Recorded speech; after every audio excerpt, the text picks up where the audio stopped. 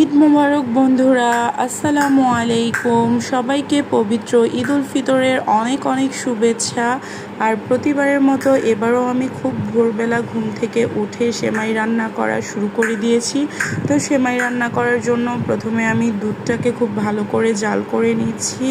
যেহেতু ঈদের জামাতটা খুব সকালের দিকেই থাকে, ওই জন্য সকাল সকাল উঠে সেমাই রান্না করতে হয়। আর এই যে এইদিকে 4 রকম সেমাই, লাচ্ছা সেমাই হচ্ছে 3 রকমের আছে, আর আরেকটা আছে চিকন সেমাই।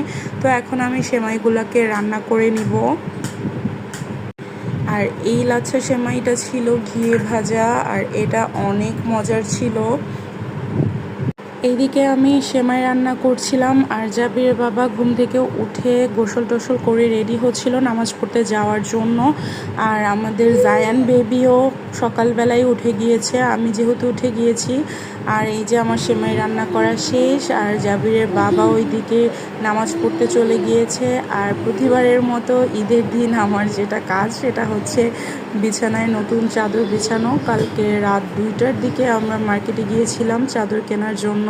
তো বিছানার চাদরগুলো চেঞ্জ করে নিচ্ছিলাম। আর আমার বিছানার চাদরগুলো কেমন হয়েছে অবশ্যই জানাবেন। ঘরটর গুছানোর পর দুপুরে রান্না টান্না করে খাওয়া দাওয়া করে আমরা একটা ঘুম দিয়েছিলাম। আর ঘুম থেকে উঠে সন্ধ্যার পর রেডি হচ্ছিলাম বাইরে যাওয়ার জন্য।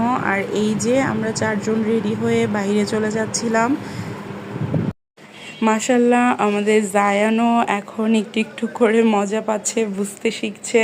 তো এটা ছিল জায়ানের প্রথম ঈদ। সবাই জায়ানের জন্য দোয়া করবেন আর ওকে একটু মাশাল্লাহ বলে দিবেন।